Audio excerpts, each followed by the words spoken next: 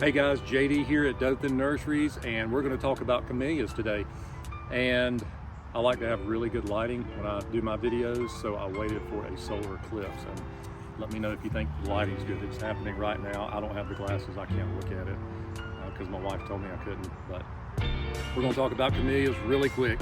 There's two main types of camellias in the wiregrass area. There is the Camellia japonica and the Camellia sasanqua.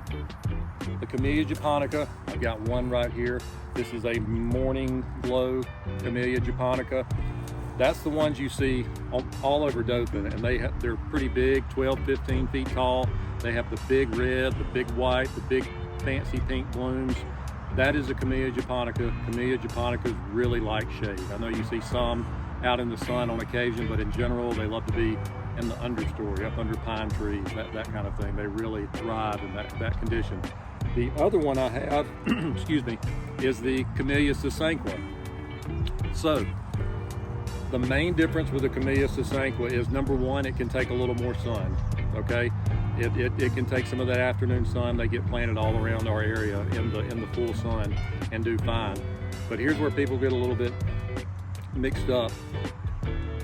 The Camellia sasanqua, just like the Camellia japonica, there's 100 varieties, 200 varieties. There's more than I can name. The Camellia sasanquas most all grow to 15, 20 feet tall, 12, 15, 20 feet tall. The Camellia japonicas all grow that tall.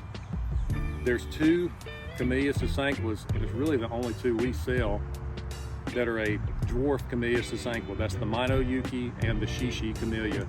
And those both stay 2 to 3 feet. I say stay, are easily kept at 2 to 3 feet tall, 3 to 4 feet tall. And it's real. There's a couple others, but that's the Camellia sasanquas that stay small, and that's the ones you see all over Dothan used as landscape plants down the front of somebody's house because they're easily kept at 2 to 3 or 4 feet tall.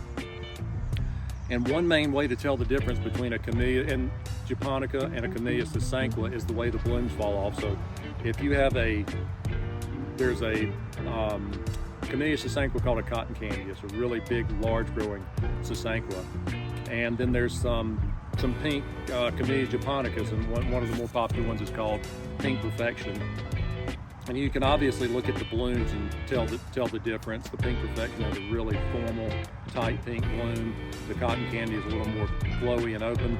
But if you ever see it out in the landscape and you see a carpet on the ground of just pink petals that have kind of fallen off one by one and made kind of a carpet, you're looking at a Camellia sasanqua.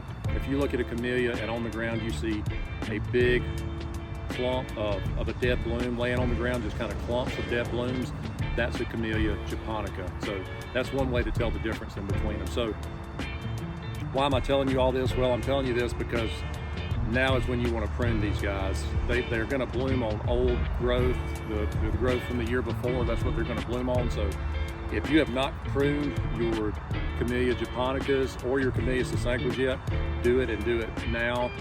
That'll get time for it to set bud so they can bloom next fall, bloom next winter, and now's the time to do it. So wrap it up. Camellia japonica, the old-fashioned one, they get large, they have fancy blooms.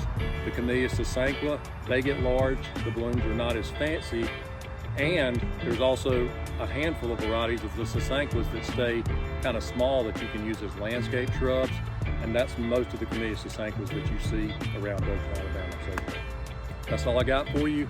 The eclipse is almost over. My lighting's getting bad, so I'm gonna get out of here. Thanks.